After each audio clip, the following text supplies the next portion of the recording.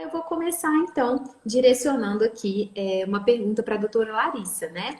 Eu quero pedir, doutora Larissa, por favor, que você contextualize as nossas convidadas a respeito do sobrepeso e da obesidade, né? O que que é isso? Quais são as causas, os riscos que isso pode causar na nossa vida, por favor.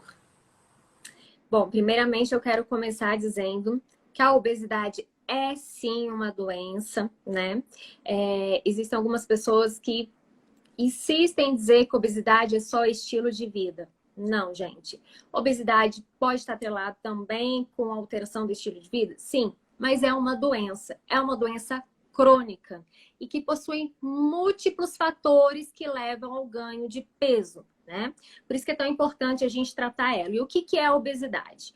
A obesidade ela é caracterizada pelo excesso de tecido de gordura, né? E esse excesso de acúmulo de gordura, ele pode ser globalmente distribuída ou então localizado principalmente na nossa região abdominal, tá? E eu trago um dado estatístico muito importante, que isso daí vale a gente ressaltar, para ficar aqui um pensamento pessoal, começar a avaliar o índice que está aumentando o número de pessoas no sobrepeso e obesidade. A gente tem uma estatística aí que estamos já com quase 60% da população brasileira no sobrepeso e na obesidade. Então, olha como isso daí é importante. E por que é tão importante a gente falar sobre a obesidade? Que é uma doença, tá? Porque diante desta doença, ela pode levar a outras inúmeras doenças que estão ligadas a ela. Né? Resistência insulínica, que com o tempo pode desenvolver uma diabetes tipo 2. Além disso, hipertensão, né? Aumentando o risco cardiovascular. Quando a gente fala desse risco cardiovascular, a gente está falando de infarto, de acidente vascular cerebral, derrame, né? Popularmente chamado ali pela população. Além disso, você tem aumento de chance de ter câncer, né? Hoje em dia a gente tem um estudo mostrando câncer de intestino atrelado à obesidade. Outra doença também que hoje a gente tem muita preocupação é gordura no fígado. A gente chama de esteatose hepática. Por quê? Está sendo a segunda causa de preocupação para transplante de fígado, que o número de pessoas com gordura no fígado tem aumentado crescentemente.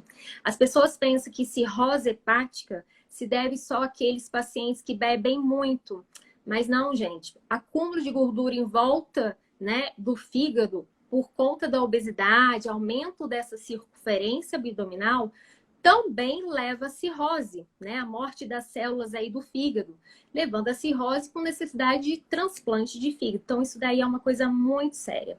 Além disso, a gente tem que lembrar também das dores provocadas por excesso de peso, as osteoartrite. Quantos pacientes aí não reclamam de dores articulares, de dores musculares provocadas por esse excesso de peso?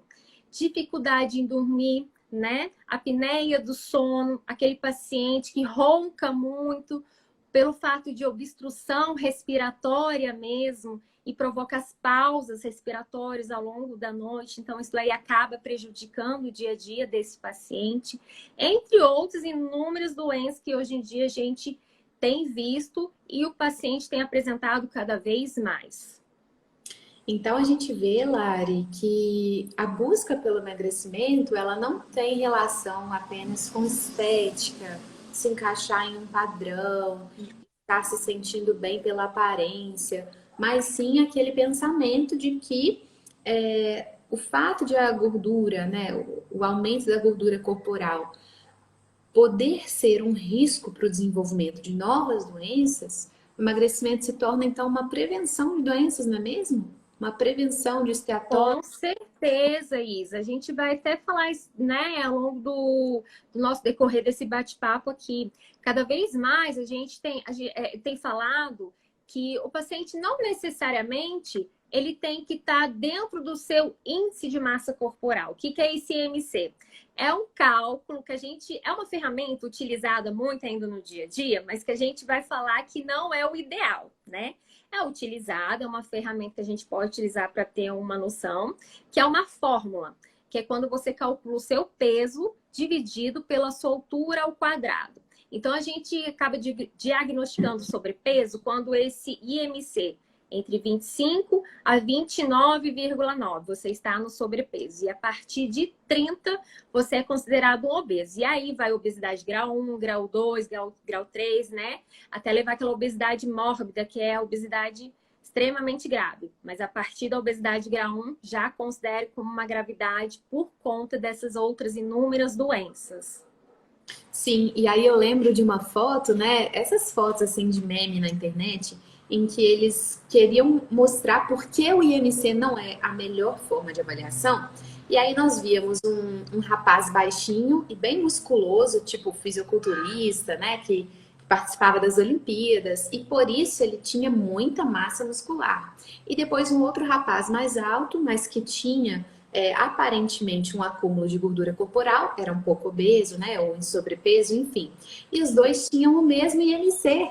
Então, como você pode atribuir o mesmo IMC a duas pessoas com composições corporais tão diferentes? Um tinha grande parte do corpo de massa muscular e o outro de gordura corporal. Mas na fórmula, o fisiculturista também era tido como sobrepeso ou obesidade, por conta desse cálculo. Então, isoladamente, o IMC não significa muito. A gente pode avaliar circunferências, melhora nos exames, a gente pode fazer o exame da bioimpedância, né, que avalia o percentual de gordura e de massa muscular. A gente pode olhar Exato. fotos dos pacientes que mostram ali uma diferença de composição corporal. Todos esses fatores juntos, né, além dos hábitos que a pessoa vai conquistando ao longo da vida, do bem-estar que ela vai sentindo, tudo isso é evolução. Não só alcançar uma eutrofia dentro da fórmula do IMC, certo? Até uma crítica a gente faz por essa ferramenta IMC, porque ela só avalia o excesso de peso. Mas esse excesso de peso não avalia a composição corporal daquele paciente, nem a distribuição dessa composição corporal. Hoje em dia a gente tem falado que vale muito mais a gente avaliar a porcentagem de gordura que aquele paciente apresenta, que é justamente esse aumento de percentual de gordura na composição corporal do paciente, que leva a essas outras inúmeras síndromes metabólicas, essas doenças crônicas que levam ao aumento desses riscos cardiovasculares, né? Então, hoje em dia, a gente dizer para aquele paciente que pelo menos ele consiga reduzir o peso dele, ele não precisa chegar no IMC perfeito, a gente tem que diferenciar o que a gente pode melhorar de saúde para aquele paciente e o desejo daquele paciente. Que às vezes o paciente chega para você, eu quero emagrecer 20 quilos. Mas espera aí, tem muitos estudos nos mostrando que a partir do momento que o paciente já elimina 5% do peso corporal, 10% do peso corporal, a gente tem uma melhora significativa, Isa, nessas síndromes metabólicas. Tem um estudo mostrando pra gente que se o paciente eliminar 5% do peso corporal dele, ele já reduz em 15% essa gordura em volta do fígado dele, que é uma das coisas que tem nos assustado muito. Se ele conseguir eliminar 15% do peso corporal, ele melhora em 30% essa esteatose hepática, essa gordura no fígado. Então, olha quanta coisa que a gente consegue manejar nesse paciente pelo simples fato dele emagrecer de 5 a 10 quilos. Então, muitas vezes a gente tem que mostrar para esse paciente que ele não precisa chegar naquele IMC que por mais que ele queira, né, que às vezes causa uma frustração, porque ele não consegue atingir, porque meu IMC ideal é X, né? Então a gente tem que mostrar para ele que ele já consegue ter uma qualidade de vida, ele já melhora significativamente com pequenas conquistas.